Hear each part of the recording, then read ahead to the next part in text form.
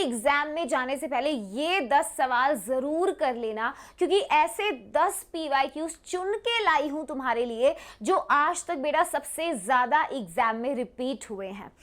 ये जो क्वेश्चंस मैं कराऊंगी इनके टॉपिक्स को एक बार पेपर में जाने से पहले जरूर रिवाइज कर लेना, क्योंकि बहुत हाई चांसेस हैं कि सारे ही सेट के अंदर इनमें से काफी क्वेश्चंस रिपीट देखने को मिलेंगे। ठीक है, छोटा सा सेशन होगा, ज्यादा समय नहीं लूंगी क्योंकि मुझे पता है तुम्हारा समय कितना इंपॉर्टेंट है, इस वक्त तुम्हें रिविजन करना है। बेशक सेशन को 2x पे देख के अपना टाइम सेव करो, PDF का लिंक डिस्क्रिप्शन में आ जाएगा। ठीक है, तो कम से कम समय में ज्यादा से ज्यादा आउटपुट। चलो बेटा, तो यार शुरू करते हैं। अब पहली बात दिमाग में फिट कर लो कि क्या हम मैम अभी भी, मतलब 1-2 दिन हार्डली बचे हैं, तो क्या केमिस्ट्री में कुछ कर सकते हैं, अच्छा पेपर हो जाएगा, 60+ ला सकते हैं? यस बेटा, अभी भी ला सकते हो।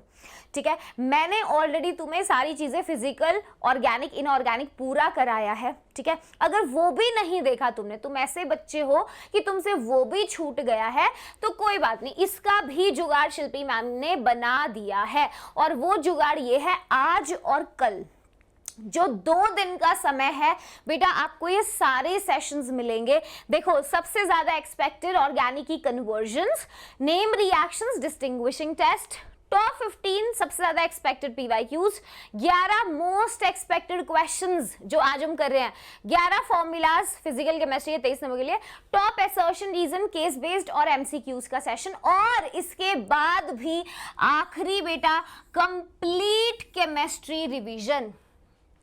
ठीक है, तो जो ऐसा बच्चा है जिसने अभी तक सिलेबस उसका बैकलॉग बना हुआ है, नहीं की हैं चीजें, तो मेरे साथ कंप्लीट रिवीजन लगाना है आपको। साथ में बेटा ये छोटे छोटे सेशंस होंगे, ज्यादा समय नहीं होगा, 30 मिनट्स 1 आवर के अंदर मैं करा दूंगी। ठीक है, ताकि तुम्हारा टाइम सेव हो। तो यार ये कोई सेशन मिस नहीं करना, चैनल को सब्सक्राइब कर लेना इसी वक्त, क्योंकि वीडियो तुम तक समय पे पहुंचे बहुत जरूरी है ना। सोचो, पेपर दे आए तुम और तुमने देखा अरे मैम ने तो पूरा रिवीजन कराया था, ऐसे क्वेश्चंस कराए थे मोस्ट एक्सपेक्टेड, वो वीडियो तुम्हारे रिकमेंडेशन में आए 2 दिन बाद, तो उसका क्या फायदा है ना, वो तो नुकसान है तुम्हारा। तो इसी क्षण बेटा चैनल सब्सक्राइब करना। वजह सिंपल है, मैं नहीं चाहती मेरा कोई भी बच्चा इस सेशन को मिस करे।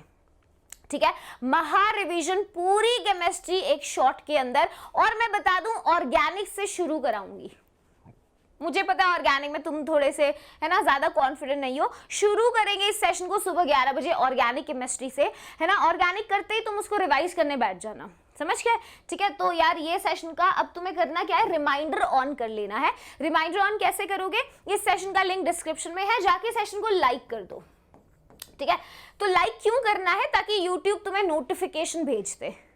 लाइक तो मैम मैंने उसे भी किया था, उसके बाद लाइक करना ही छोड़ दिया। तो चलो एनीवेज, जोक से पार, लाइक कर लेना बेटा, नोटिफिकेशन आ जाएगा। ठीक है, चलो अब इस सेशन को शुरू करेंगे। देखो आपके पेपर में इतने अलग अलग टाइप के क्वेश्चंस होंगे, 5 सेक्शंस होंगे। आज जो मैं 10 क्वेश्चंस करा रही हूँ, वो क्वेश्चन किसी भी सेक्शन में आपको उस टॉपिक का वैसा ही सवाल सेम मिल सकता है। ठीक है, अब अगर मैं आगे बात करूँ, केस बेस्ड क्वेश्चन में बहुत बच्चे जो हैं कॉन्फिडेंट नहीं है, तो बेटा ये सेशन जरूर लगा लेना, समझ गए हो? ठीक है, तो ये सारे सेशंस, आधे सेशन आज आ जाएंगे शाम को और आधे कल आ जाएंगे, समझ गए? ठीक है, आ जाओ। चलो अब यार शुरू करते हैं। कंप्लीट केमिस्ट्री का रिमाइंडर ऑन करने के बाद हम ये एक चीज देख लेंगे कि आंसर हमें पेपर में कैसे लिखना है। सिर्फ 2 पॉइंट्स बताऊंगी बेटा, केमिस्ट्री में तुमको ध्यान रखना है। सबसे पहले तो पेपर में वो सेक्शन अटेम्प्ट करना जिस सेक्शन में तुम कॉन्फिडेंट हो, है ना। कोई रैंडम किसी सेक्शन का क्वेश्चन मत करना, सेक्शन वाइज पेपर अटेम्प्ट करना है। तो वो सेक्शन जिसमें तुम सबसे ज्यादा कॉन्फिडेंट हो वो करना है सबसे पहले। दूसरे नंबर की चीज है, कीवर्ड्स यूज करने हैं पेपर में। पेपर में बेटा जो सवाल पूछा जाएगा, स्पेशली जो छोटे क्वेश्चंस होते हैं 2-3 नंबर के, उनमें कीवर्ड बहुत मायने रखता है, समझ गए? तो कीवर्ड जो है, जो मेन पॉइंट होता है, अगर वो पेपर चेक करने वाले को दिख गया, वहीं पूरे नंबर दे देगा। ठीक है, चलो शुरू करते हैं। तो 2 बातें ध्यान रखनी है। पहला सवाल हमारी स्क्रीन पे, क्वेश्चन कहता है कंसिडर दिस रिएक्शन और आइडेंटिफाई करिए बी एंड सी। ठीक है, तो इस रिएक्शन में बेटा सबसे पहले अगर आप देखोगे, हेलो एल्केन आपको दे रखा है और उसकी रिएक्शन कराई गई है सोडियम इथेनॉल के साथ। अरे, alcoholic sodium hydroxide, behaves as a very good base, है ना।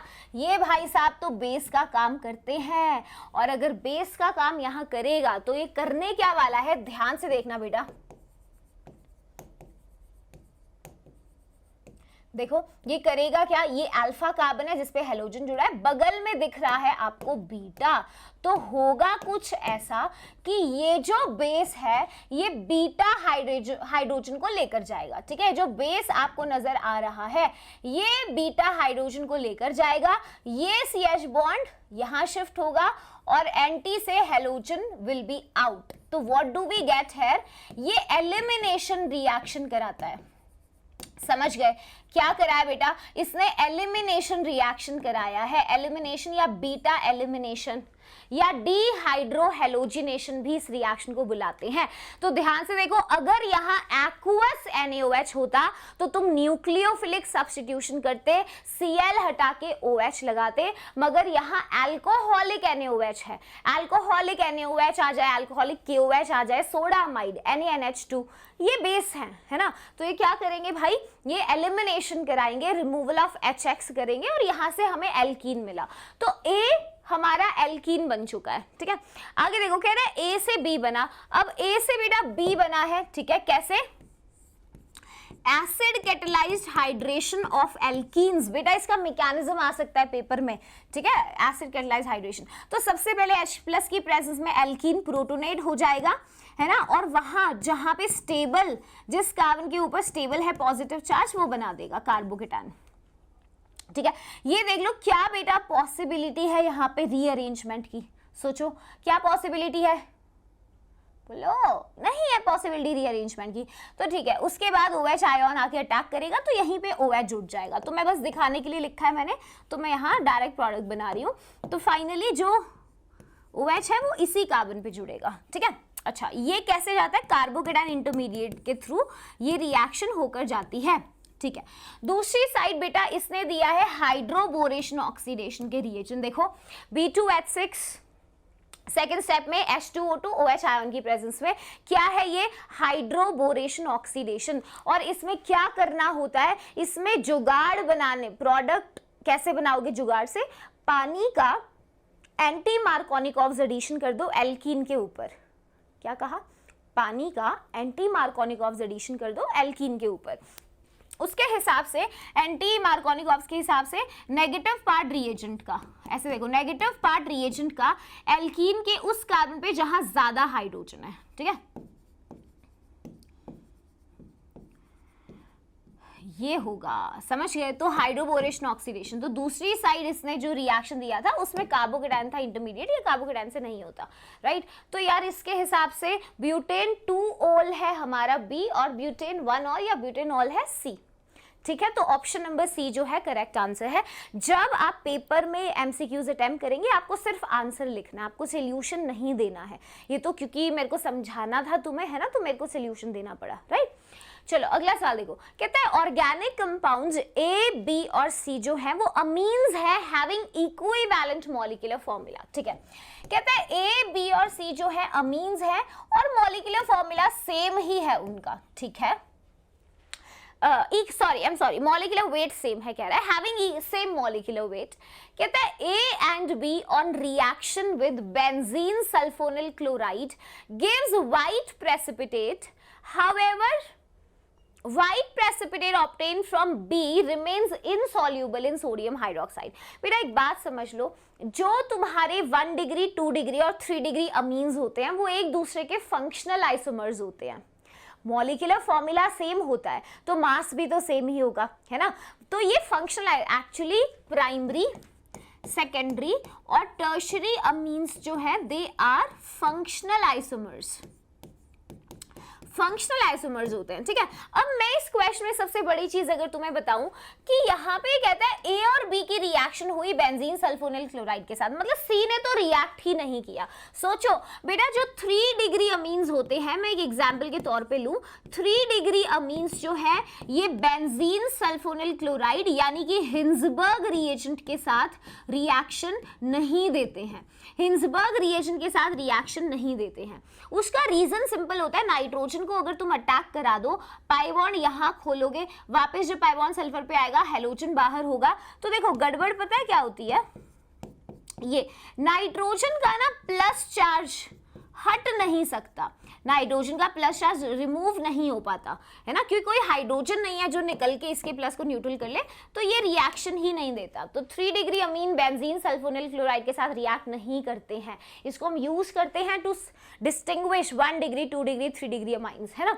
बहुत अच्छा क्वेश्चन है अगर तुम देखो तो। इसने ये इसके बाद ये बोला है कि ए और बी रिएक्ट करते हैं, व्हाइट प्रेसिपिटेट देते हैं, जबकि व्हाइट प्रेसिपिटेट कंपाउंड बी का इनसॉल्यूबल है सोडियम हाइड्रोक्साइड में। मतलब जो कंपाउंड 1 है उसका जो प्रोडक्ट है वो सॉल्यूबल है NaOH में, इसका मतलब वो 1 डिग्री अमीन है, समझ रहे हो। इसका मतलब ये है जो A है ना वो 1 डिग्री अमीन रहा होगा। क्यों बेटा? क्योंकि मैं चलो पूरा तुम्हें दिखाई देती हूँ। ये आपको मैकेनिज्म नहीं बनाना बेबी, मैं समझाने के लिए बता रही हूँ। देखो ये सल्फर पे अटैक होगा, पाई बॉन्ड टूटा, वापस आएगा, Cl बाहर हो जाएगा। तो देखो जरा PH N plus sorry R, हाँ देखो PH S double bond O N plus H और R। तो अगर आप ध्यान से देखो ये H भी निकल जाएगा, है ना, ये H निकल जाएगा। फिर यहाँ पे आपको ये मिलेगा, जब H प्लस निकलेगा तो वी गेट दिस।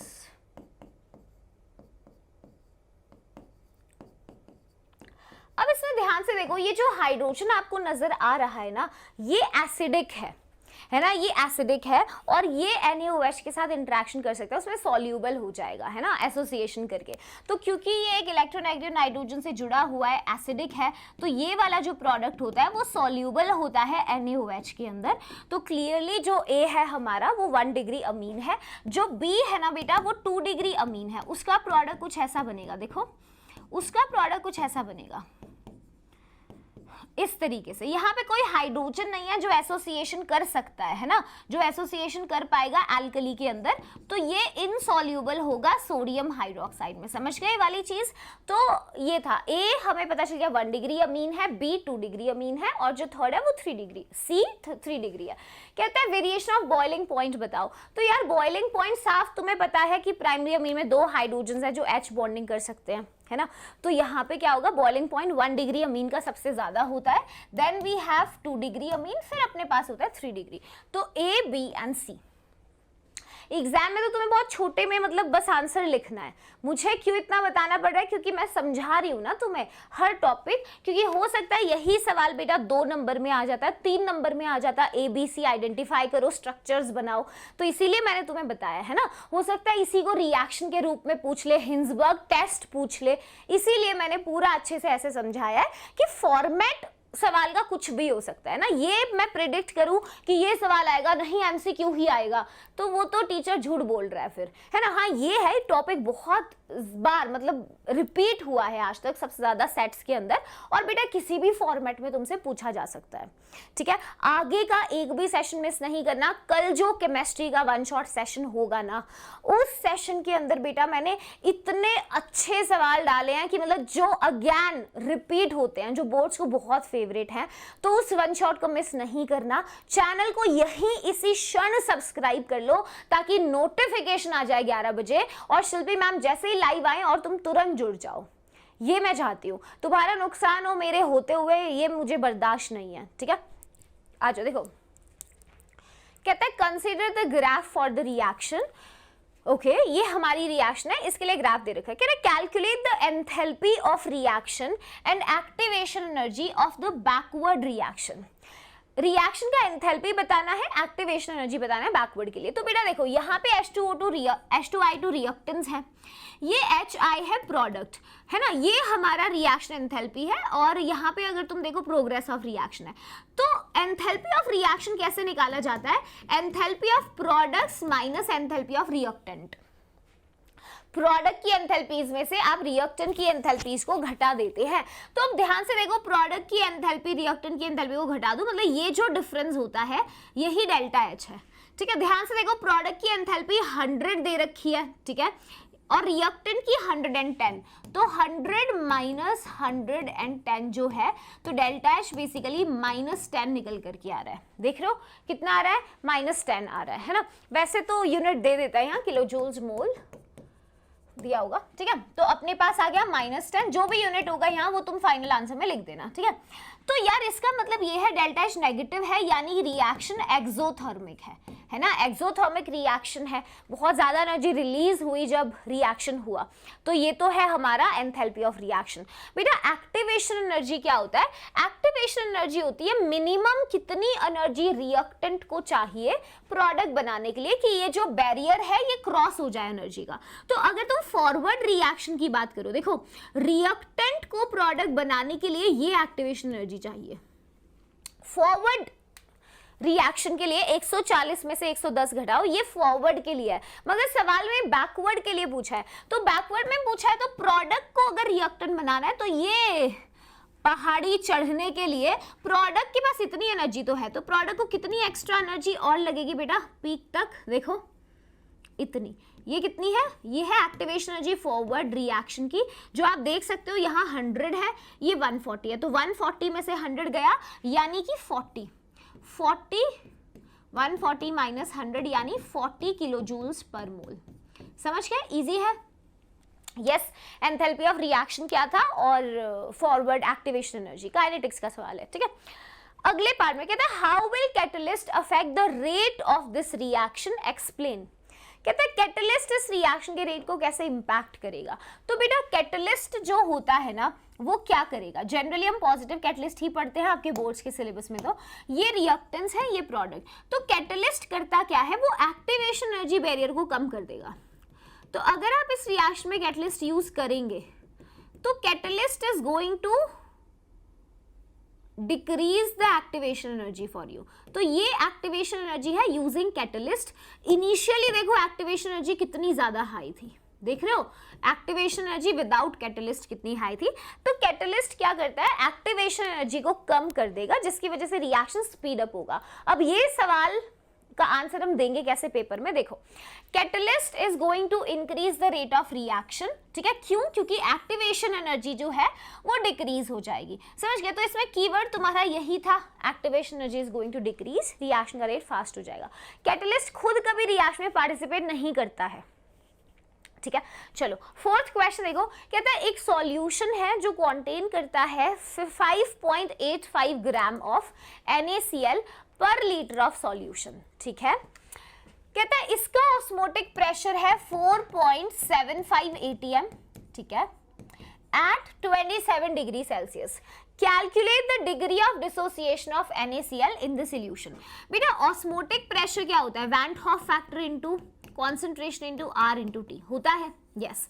अब मुझे एक बात बताओ, ये सवाल में डिग्री ऑफ डिसोसिएशन पूछ रहा है किसका, NaCl का।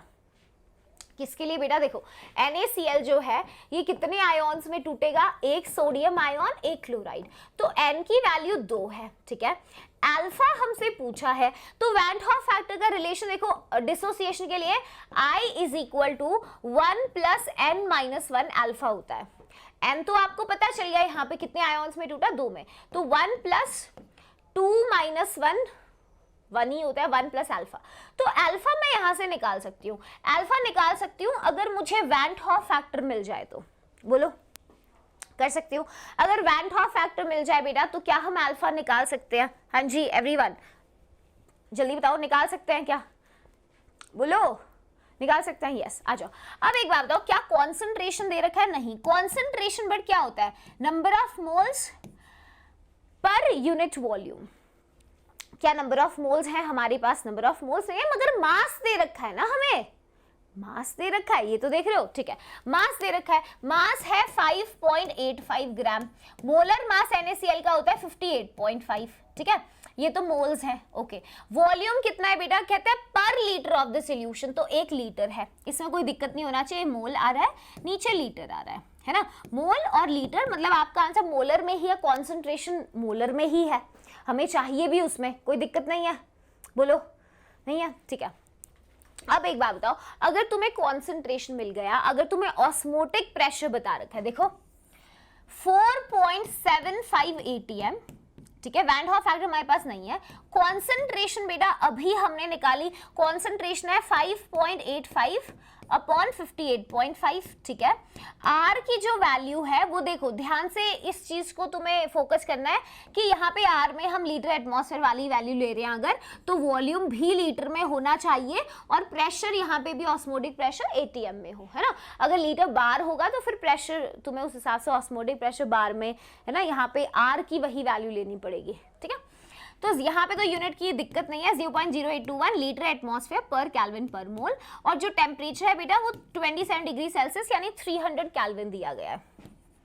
वैन हॉफ फैक्टर आप निकाल सकते हैं। ये 58.5 वाला पार्ट तो बिल्कुल सिंपल कैलकुलेशन है, इसमें तो कुछ भी नहीं है।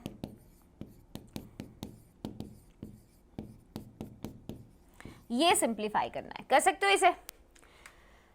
इतना मैथ्स तो यहाँ भी, मतलब इवन सीबीएसई वाले भी कराएंगे। जेई में थोड़ा और कैलकुलेशंस कराते हैं, इनके थोड़े सिंपल होंगे, but you can do this, है ना। अप्रोक्सीमेशन लेके यहाँ कर सकते हो, आंसर वुड बी, है ना, मैच हो जाएगा। तो वैन हॉफ फैक्टर यहाँ 1.93 आएगा। तो हमने कॉलीगेटिव प्रॉपर्टी से वैन हॉफ फैक्टर निकाला, ठीक है। हमसे अल्फा पूछा गया था, तो 1.93 माइनस 1 बेटा यानी कि 0.93 होगा, ठीक है, 0.93। और अगर परसेंटेज में निकालना है तो 100 से मल्टीप्लाई करोगे तो 93%। अब ये टॉपिक मैंने लिया है colligative properties, van Hoff factor. अब इसमें यहाँ पे जरूरी नहीं यही कॉलीगेटिव प्रॉपर्टी एग्जैक्टली पूछे, आपको कॉलीगेटिव प्रॉपर्टी बदल के पूछी जा सकती है, मगर इस टॉपिक के फॉर्मूले जरूर तुम्हें याद करके जाने हैं, ठीक है। चाहे वो RLVP है, ठीक है, बॉइलिंग पॉइंट एलिवेशन है, डिप्रेशन फ्रीजिंग पॉइंट है, या ऑस्मोटिक प्रेशर है, इससे क्वेश्चंस बनते हैं। ओके, समझ गए हो, ठीक है।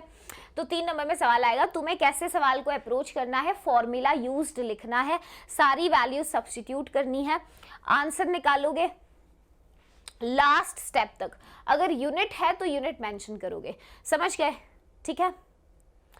चलो 5th क्वेश्चन देखो, सवाल कहता है answer these, Why are transition metals act as good catalyst? बेटा ट्रांजिशन मेटल अच्छे कैटलिस्ट का काम करते हैं, 3 मेन रीजंस होते हैं। सबसे पहला रीजन क्या होता है, इनके पास काफी ज्यादा सरफेस एरिया है, लार्ज सरफेस एरिया है ना। दूसरी चीज बेटा ये वेरिएबल ऑक्सीडेशन स्टेट्स दिखाते हैं, मल्टीपल ऑक्सीडेशन स्टेट्स दिखाते हैं, ठीक है। और तीसरी चीज क्या है, तीसरी चीज क्या है कि इनके पास कॉम्प्लेक्स बनाने की टेंडेंसी होती है, कॉम्प्लेक्स फॉर्मेशन टेंडेंसी होती है। यही 3 मेन कारणों की वजह से हम इनको ही मेजॉरिटी रिएक्शंस में आपको कैटलिस्ट ही ये मिलेंगे, ठीक है, कैटलिस्ट ही मिलेंगे। आगे देखो, कहते हैं out of sulphuric acid and hydrochloric acid which acid will you prefer for permanganate titrations and why. ये सारे ये क्वेश्चंस क्लास में करा रखे हैं बेटा। सल्फ्यूरिक एसिड को हम प्रेफर करेंगे, क्यों प्रेफर करेंगे परमैंगनेट टाइट्रेशंस के लिए, क्योंकि अगर आप परमैंगनेट आयन लो और उसको कहीं क्लोराइड आयन दिख गया तो क्लोराइड को वो ऑक्सीडाइज करेगा क्लोरीन में, समझ रहे हो। ये क्या करेगा, क्लोराइड को ऑक्सीडाइज करेगा क्लोरीन में, मैंने क्लास में भी तुम्हें बात बताई थी। इसीलिए हम इसको परमैंगनेट टाइट्रेशंस में यूज नहीं करते। तो we are going to prefer sulphuric acid, ठीक है, एक ही लाइन में आंसर देना है। ओके, आगे देखो, आगे रिएक्शन को कंप्लीट करने को बोल रहा है हमें, ठीक है। तो बेसिकली ये DNF का ही सवाल है। परमैंगनेट आयन +7 में है, मीडियम एसिडिक है ना, मीडियम एसिडिक है बेटा। यहाँ पे देखो NO2 माइनस, नाइट्रोजन का ऑक्सीडेशन स्टेट देखो, नाइट्रोजन पे अगर मैं X मान लूँ, वो X नहीं, एक ऑक्सीजन पे -2 होता है, ओवरऑल -1 है, तो X -4 is equal to -1। Erase कर दूं, ये तो निकाल लोगे, हाँ ये तो निकाल लेते हम। तो बेसिकली नाइट्रोजन यहाँ +3 के अंदर है ना, +3। तो ये क्या करता है, नाइट्रोजन को बेटा ऑक्सीडाइज कर देगा, किसके अंदर, नाइट्राइट से किसमें, नाइट्रेट आयन के अंदर, यस, NO3 माइनस, ठीक है। अब देखो ये कितना है, +5 के अंदर है, ऑक्सीडाइज हो गया, खुद एसिडिक मीडियम में रिड्यूस होता है +2 के अंदर। देख लो जिसका ऑक्सीडेशन रिडक्शन हो रहा है वो बैलेंस होने चाहिए, इसने आधी रिएक्शन बैलेंस करके दिया है, 2 मैंगनीज है तो 2 लगा लो, ठीक है। वहां पे भी 5 N है, 5 N लगा लो। बाकी इसने आधी रिएक्शन बैलेंस करके हमारा काम आसान कर दिया है, यहाँ पर पूरी भी रिएक्शन बैलेंस करा सकता है, ठीक है। ओके अब इसमें बाकी रिएक्शन कैसे बैलेंस करते हैं। एसिडिक मीडियम में एक बार तुमने change in oxidation state balanced है, जिसका ऑक्सीडेशन रिडक्शन हो रहा है वो बैलेंस्ड है, तो फिर उसके बाद दूसरे एटम्स को हम करते हैं बैलेंस। ऑक्सीजन को बैलेंस करने के लिए पानी को ऐड करना होता है। जैसे यहाँ पे देखो 4 2 जा कितना ऑक्सीजन, 5 2 जा 10 ऑक्सीजन है, यहाँ से 4 2 जा 18 ऑक्सीजन है इधर, है ना। तो 18 ऑक्सीजन है, यहाँ कितने हैं 15 हैं, 5 3 जा 15, तो मतलब मेरे को 3 पानी डालना पड़ेगा, ठीक है। ऑक्सीजन को बैलेंस करने के लिए पानी डालते हैं। फिर पानी को बैलेंस कैसे करेंगे, पानी को बैलेंस करने के लिए H+ आयोन डालते हैं। यहाँ देखो 3 2 जा 6 हाइड्रोजन, 6 H+ आयोन है, तो रिएक्शन ऑलरेडी बैलेंस्ड है, कर लेते हैं, ठीक है। तो वो सेक्शन KMnO4 डाइक्रोमेट वाले सेक्शन को थोड़ा रिवाइज करना, स्पेशली उनकी रिएक्शंस किसको किस में कन्वर्ट करते हैं, वो वाला पोर्शन इंपॉर्टेंट है, ठीक है। चलो आगे चलते हैं। 5th क्वेश्चन हो, 5 सवाल हो चुके हैं बेटा, आगे 6th क्वेश्चन कहता है carry out the following convergence.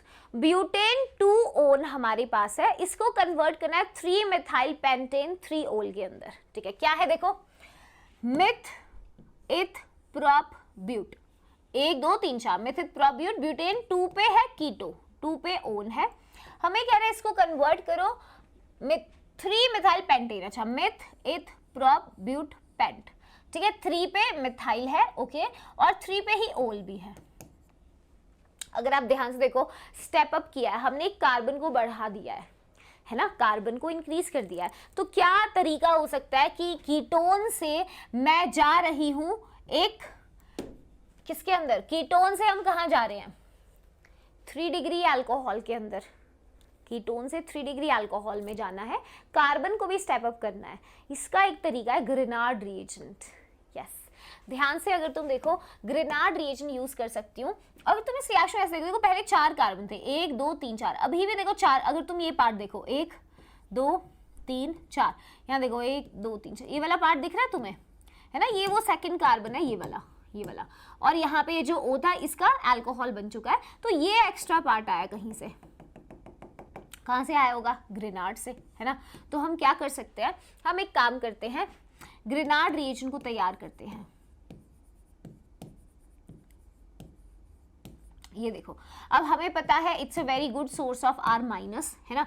तो ये R- न्यूक्लियोफिलिक एडिशन करेगा, इस पे अटैक करेगा, कार्बोनिल कार्बन पे पाई बॉन्ड जाएगा ऑक्सीजन की तरफ, तो we will have O- Mgx, ठीक है।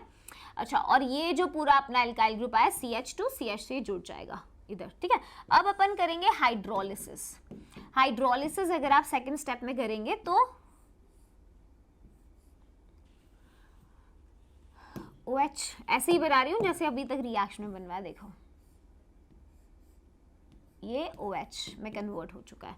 तो अब इसका नाम देना जरा, इसका IUPAC नाम दीजिएगा, देखो नाम दो, आपको पता चल जाएगा। लॉन्गेस्ट कार्बन चेन देखो 1 2 3 4 5, ठीक है। और थर्ड पे कौन है, ध्यान से देखो 3 पे एक मिथाइल है, सब्स्टिट्यूएंट ये रहा, 3 पे मिथाइल है, ठीक है। 1 2 3 4 5 पेंटेन, ठीक है, और 3 पे ही ऑल भी है, समझ गए। तो ग्रेनार्ड रिएजेंट से कर सकते हैं रिएक्शन, यस। आगे चलो, आगे कहता है एनीसोल है,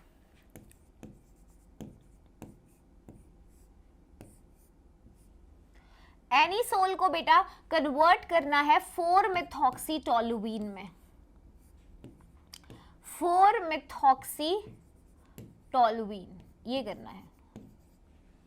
देखो एनीसोल कॉमन नाम पता है, ठीक है। ये तो नहीं सोचे अरे मैम एनीसोल कौन है, एनी तो कोई और ही याद आ रहा है मुझे एनी से, और सोल तो मेरा है मैम, ये वाला एनीसोल तो नहीं चल रहा दिमाग में। आ जाओ, देखो इसको यार अगर तुम ध्यान से देखो, हमें पैरा पोजीशन पे एक एल्काइल ग्रुप लगाना है। फ्रिविल-क्राफ्ट एल्काइलेशन कर सकते हैं, बताओ। अगर मैं मिथाइल क्लोराइड ले आऊं एनहाइड्रस AlCl3 के साथ, तो क्या ये रिएक्शन हो जाएगी, बिल्कुल हो जाएगी, है ना। AlCl3 यहाँ से Cl को निकालेगा, जो इलेक्ट्रोफाइल जनरेट होता है वो ऑर्थो और पैरा पे अटैक करेगा, और जो पैरा वाला होगा बेटा वो मेजर बनेगा, ठीक है। तो इसमें आप चाहो तो माइनर लिख सकते हो, वैसे तो यूजुअली क्वेश्चन में आपको दिया होगा कि मेजर प्रोडक्ट बताइए, है ना। नहीं होता तो आप इसका साथ में आप माइनर प्रोडक्ट भी लिखिए, और लिख देना नीचे मेंशन कर देना कौन सा मेजर है कौन सा माइनर है, समझ गए? ठीक है, तो जैसे आप मेंशन कर देना कि ये मेजर है और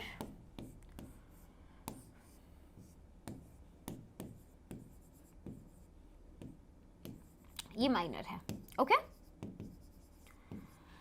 नेक्स्ट देखो, कहता है फिनॉल को कन्वर्ट करिए बेंजीन। ये बहुत इजी सी रिएक्शन है, जेई में भी पूछी जाती है। देखो जेई में भी पूछता है इस रिएक्शन को।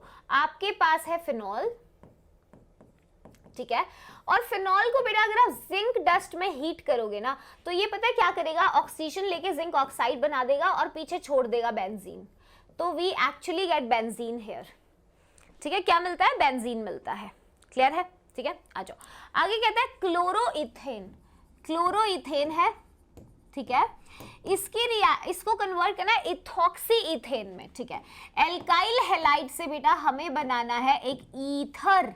याद करो, ईथर के प्रिपरेशन में आपने दो ही चीजें पढ़ी थी, दो ही तरीके है ना ईथर्स में। याद करो, याद करो। उनमें से एक Williamson ether synthesis. Do you remember Williamson ether synthesis? वही है ये, उसमें एल्काइल हैलाइड ही तो होता है, सोडियम एल्कोक्साइड होता है। वही है, देखो इथॉक्सी इथेन बनाना है हमें। तो इथॉक्सी इथेन का क्या मतलब है? सिमेट्रिकल ईथर है ना, इसको बनाना है। अब इसमें ध्यान से देखो, मुझे कैसा एल्कोक्साइड लेना चाहिए। ये सोडियम एल्कोक्साइड ले आए हम, इधर अटैक करा है बैक साइड से और सामने से, मतलब बैक साइड अटैक हो रहा है, मैं दिखा ऐसे रही हूँ, समझ गए ना? ये SN2 अटैक होता है, लिख देती हूँ, कभी तुम SN1 ना समझो। SN2 अटैक होता है ये, एंड यहाँ से we are going to get this symmetrical ether. समझ के? ध्यान से देखो, तो ये कन्वर्जन्स का क्वेश्चन एग्जाम में आएगा ही आएगा। अब तुम्हें थोड़ा ध्यान से उसको अप्रोच करना है, ठीक है, जल्दीबाजी नहीं करनी। आगे देखिए नेक्स्ट क्वेश्चन, कहता है the rate of a reaction triples जब टेम्परेचर चेंज होता है 298 केल्विन से 318 kelvin. Calculate the activation energy of the reaction assuming it does not change with temperature. Okay, अब देखो बेटा, जो रिएक्शन का रेट है we are going to use log K2 upon K1। वो क्या है? मतलब एर्हीनियस इक्वेशन का सवाल है। 2.303 R T2 minus T1 upon T2 into T1, सब कुछ ही दे रखा है। इससे क्या रेट ऑफ रिएक्शन ट्रिपल हो गया। तो अगर मैंने कहा ये 3 गुना हो गया इनिशियल रेट के, तो log 3 बना। एक्टिवेशन एनर्जी बेटा हमें निकालनी है, ठीक है, और R की जो वैल्यू है इसने दे भी रखी है, ऐसे तुम्हें पता भी होना चाहिए, 2.303 इंटू 8.314। ठीक है, अब दो टेम्परेचर देखो, 298 318, तो ये एर्हीनियस इक्वेशन का सवाल है। तो मैं बता दूं काइनेटिक्स से आपको एर्हीनियस इक्वेशन वाला पोर्शन और जो फर्स्ट ऑर्डर रिएक्शंस है इसको बहुत अच्छे से करना है, क्योंकि इससे एग्जाम में क्वेश्चंस आएंगे। समझ गए? log 3 की वैल्यू दे दी इसने, मतलब ना भी देता तो तुम्हें पता होने चाहिए, जेई के लिए भी काम आती है। ठीक है, समझिए, तुम इसके भरोसे तो नहीं हो? नहीं मैम, ये दे देगा तो सही रहेगा, वैल्यूज मिल जाए हमें। कांस्टेंट log 3, बेटा कुछ बेसिक log वैल्यूज आपको आने ही चाहिए, राइट? ठीक है, तो कुछ बेसिक log की वैल्यूज तुम्हें याद ही आएंगी, मतलब काम ही आएंगी। ठीक है, अच्छा इसमें देखो कुछ चीजें ऐसे कांस्टेंट होती हैं, जैसे इसको अगर तुम ध्यान रखो 2.303 और R कई जगह तुम्हें यूज होता है इसका मल्टीप्लिकेशन, तो इसकी वैल्यू ना 19.1 होती है। तो अगर तुम सिंप्लीफिकेशन के लिए यूज करना चाहो तो बस इसको याद रखो, कांस्टेंट है, सेम ही रहेगा, है ना, 19.1। log 3 के लिए हमें दे भी रखा है और तुम्हें log की वैल्यूज आनी भी चाहिए। ठीक है, 0.4771। तो अगर आप यहाँ से एक्टिवेशन एनर्जी को सॉल्व करेंगे तो you will have something 4327 something. ठीक है, ये जूल्स में ही होगा और आंसर मैं एग्जैक्ट वैल्यू बता देती हूँ, मैंने अभी सॉल्व किया है, 43295। ओके, देख लो,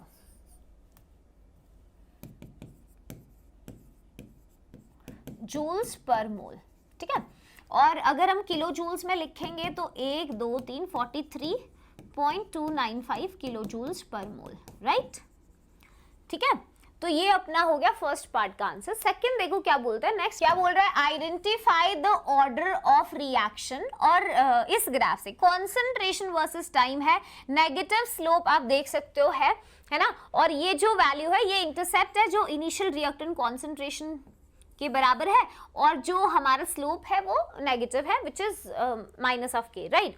तो अगर हम बात करते हैं बेटा, ये जीरो ऑर्डर रिएक्शन का ग्राफ है, ठीक है। जीरो ऑर्डर रिएक्शन का एक्सप्रेशन क्या होता है, integrated AT is equal to A0 minus KT। अब क्या चीज क्या है, पहले तो ग्राफ समझ लो। देखो ग्राफ वाई एक्सिस पे हमने रिएक्टेंट कॉन्सेंट्रेशन लिया है टाइम t के ऊपर, ठीक है।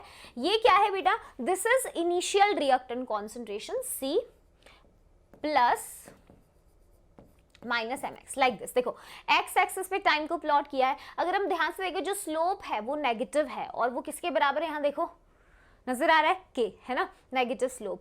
तो यहां से this is the expression for zero order reaction. यहाँ पे AT क्या है, रिएक्टेंट कॉन्सेंट्रेशन टाइम t के ऊपर, ठीक है। A0 क्या है, initial reactant concentration, k rate constant है, t हमारा टाइम है। समझ गए, इसमें कोई दिक्कत नहीं होनी चाहिए। ये सवाल कर सकते थे, यस, ओके। चलो आगे चलते हैं, नेक्स्ट क्वेश्चन, 8वां सवाल। ये तो भाई अभी बता रही हूं, ये सवालों को प्रैक्टिस अच्छे से कर लेना, घोट के प्रैक्टिस कर लेना खुद से भी, ठीक है। और चैनल को सब्सक्राइब कर लो, सेशन आने वाला है कल, ऑर्गेनिक की पूरी महा मैराथन, ढेर सारे सवाल, सारे कॉन्सेप्ट सब कराऊंगी, ठीक है। देखो क्वेश्चन, और ऐसे बहुत सारे सवाल हैं कल के सेशन में। कहता है कंपाउंड A है, जब हम उसका रिडक्शन करते हैं स्क्रैप आयरन से और HCl के साथ, वो हमें B देता है, जिसका फॉर्मूला ये है। बेटा अगर हम मान लो रिडक्शन करते हैं FeHCl के साथ, तो दरअसल जो भी आपका नाइट्रो ग्रुप होता है ना, वो NH2 के अंदर रिड्यूस हो जाता है ना। तो इस रिएक्शन में देखो पहली बात से ही ये आइडिया लग रहा है कि NH2 C6H7N है, मतलब 6 कार्बन है, बेंजीन रिंग तो होगी, और एनिलीन ये हो सकता है ना, क्योंकि एनिलीन को हम FeHCl के साथ बना सकते हैं अगर हमारे पास नाइट्रोबेंजीन है, उसका रिडक्शन करके। हो सकती है चीज, बोलो भाई, हो सकता है इसका रिडक्शन, बिल्कुल मुमकिन है, ठीक है। आगे देखो, कहता है कंपाउंड B, तो अभी तक हमारा आइडिया है कि A B हो सकता है।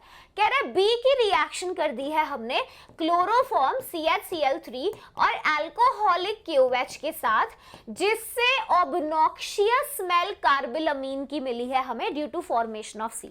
तो कहता है जब हमने रिएक्शन किया ना, तो बहुत गंदी फाउल स्मेल प्रोड्यूस हो गई, कार्बिलमीन। ये कार्बिलमीन टेस्ट है, जहां एनिलीन में जो NH2 है ये आइसोसाइनाइड में कन्वर्ट हो जाता है, ठीक है। कार्बिलमीन टेस्ट में रिएक्शन करते हैं तो हमारे पास आइसोसाइनाइड्स बनते हैं, जो बहुत भद्दी फाउल स्मेलिंग कंपाउंड्स होते हैं। तो ये C है। कह रहा है आइडेंटिफाई कर ABCO को और राइट द रिएक्शंस इन्वॉल्व। तो इतना सा सवाल आपको 3 नंबर देके चला जाता, बहुत इजी था, ठीक है। तो देख लो इसमें जरा, आपका जितना भी एनिलीन की रिएक्शंस है वो इंपॉर्टेंट है, तो इसमें कार्बिलमीन रिएक्शन को इसने यूज किया है।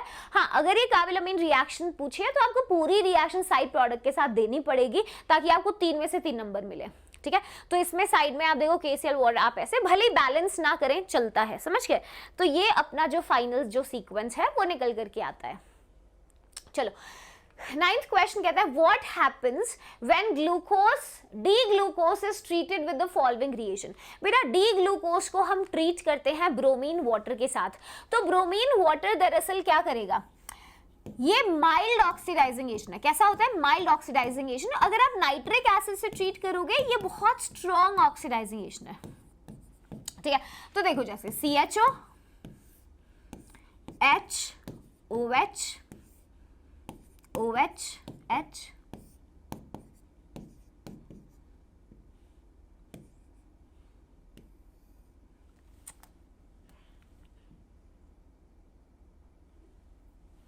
दिख रही है सीधी लाइन, हाँ। देखो अगर आप ध्यान से देखें, ये आपका डी ग्लूकोज है, ठीक है। तो इसमें अगर आपने ब्रोमीन वाटर डाला है, तो bromine water mild oxidising agent है, और माइल्ड ऑक्सीडाइजिंग एजेंट क्या कर सकता है, आप सोच के बताओ। 1 डिग्री अल्कोहल को क्या कुछ ऑक्सीडाइज कर सकता है, ब्रोमीन वाटर, या एल्डिहाइड को एसिड बना सकता है, बोलो एल्डिहाइड को एसिड बना सकता है, बोलिए यस।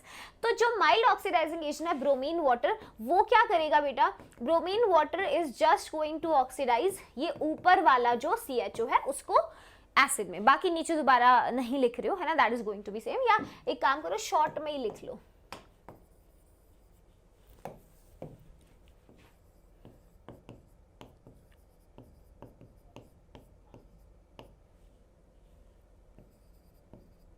ठीक है, ओके।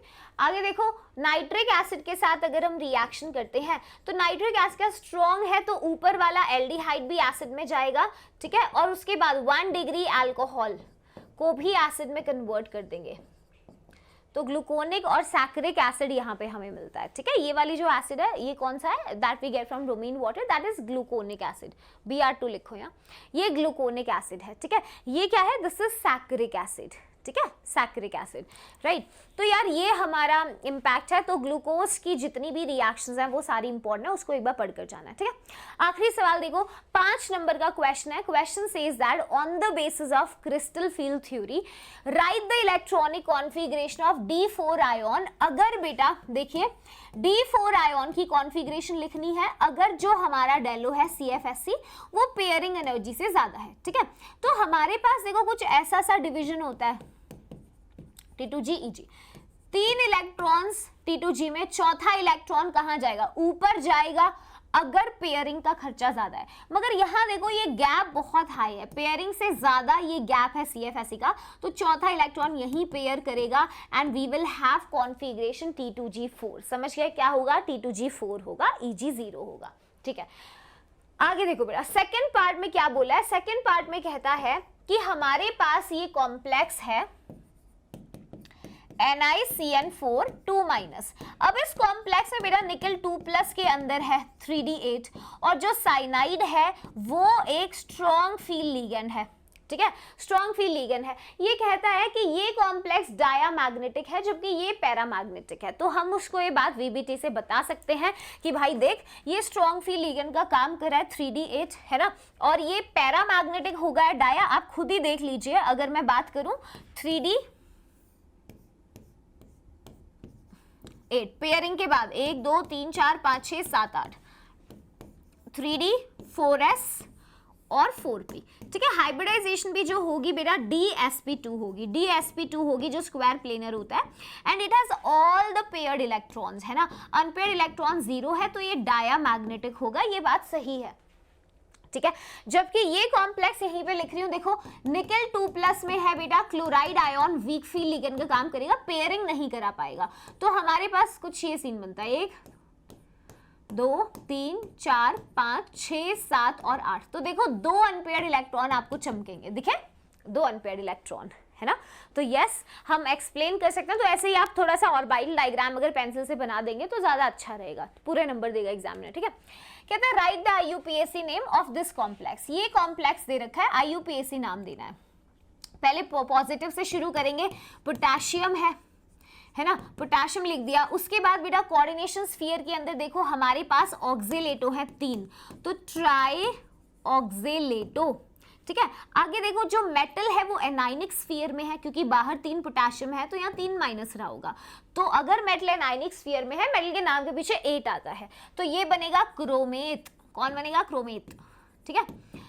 चलो क्रोमेट बना। अब इसका ऑक्सीडेशन स्टेट देखो, यहाँ 3 है, एक ऑक्सीलेटो पे -2 है, -6 यहाँ से आ रहा है, तो क्रोमियम +3 रहा होगा, कर सकते हैं। देखो पोटेशियम ट्राई ऑक्सीलेटो क्रोमेट, 8 क्यों आया, metal is in the anionic sphere, ध्यान से देख लो, ठीक है। तो क्या होगा, पोटेशियम ट्राई ऑक्सीलेटो क्रोमेट 3, ठीक है।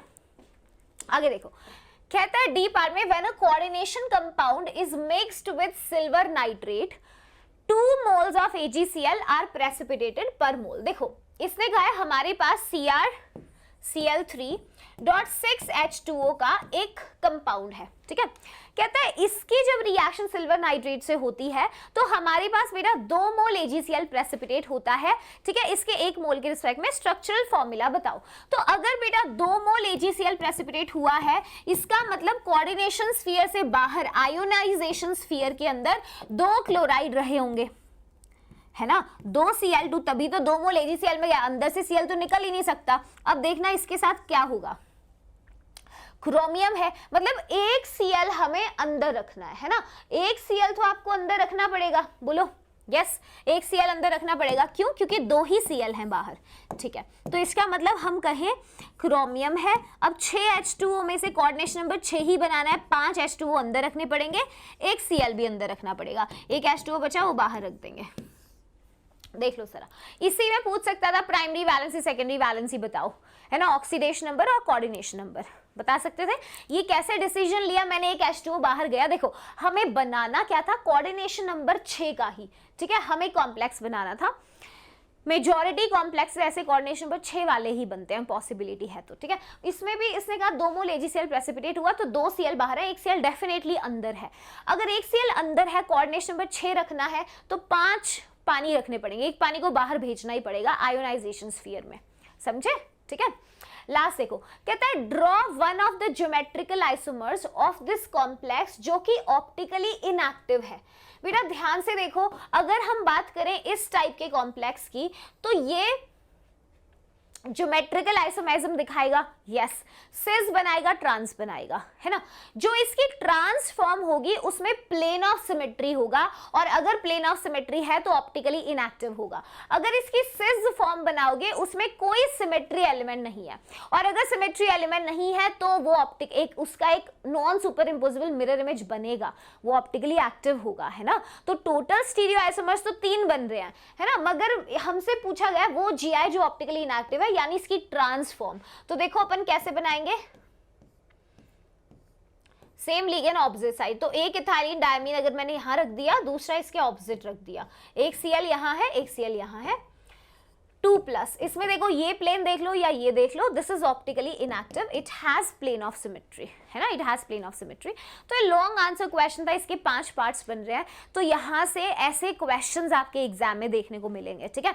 अब केस बेस्ड क्वेश्चन का एक अलग से सेशन आएगा, उसके भी क्वेश्चंस आ जाएंगे तुम्हारे पास, तुम्हें सॉल्विंग स्टार्ट करनी है। तो बेटा बस मैं यही रिमाइंडर दूंगी कि जितने सेशंस अब आगे मैं लूंगी था उसको 2x पे देखते रहना, ठीक है। सारे सेशंस जो बताए अभी आ रहे हैं आज और कल के अंदर अंदर, तो चैनल पे जुड़े रहना है। किसी भी क्षण तुम्हारा कोई वीडियो आ गया और तुम्हारा मिस हो गया वो तो दिक्कत हो जाएगी, ठीक है। तो इसीलिए मेक श्योर कि आप इस सेशन को जाके लाइक कर दें, इसका रिमाइंडर आ जाएगा। कल पूरी केमिस्ट्री होगी। किसी बच्चे ने फिजिकल ऑर्गेनिक बिल्कुल नहीं किया तो मैंने 1 शॉट ले रखे हैं इसी के, है ना, जो सीरीज में मैंने लिए थे उसको देख सकते हो, वरना कल तो मैं आके सारा एक दिन में कराऊंगी ही रिवीजन, ठीक है। आज और कल जो सवाल आएंगे टॉप 10 क्वेश्चन, टॉप 10 11 फॉर्मूलाज, ठीक है, असर्शन, रीजन, केस बेस्ड, वो सेशन 2x पे लगा के देखते रहना, ठीक है। चलो that's it for today's session भाई। और यार बस मैं साथ हूँ तुम्हारे, मेरा आशीर्वाद तुम्हारे साथ है, इस जंग में मैं तुम्हारे साथ हूँ, तो साथ में मिलके मतलब मचाकर आएंगे। तुम बस 2 दिन तक और मेरे साथ जुड़े रहो, दैट्स इट, ठीक है। चलो thank you so much guys and all the best and I am with you. चलो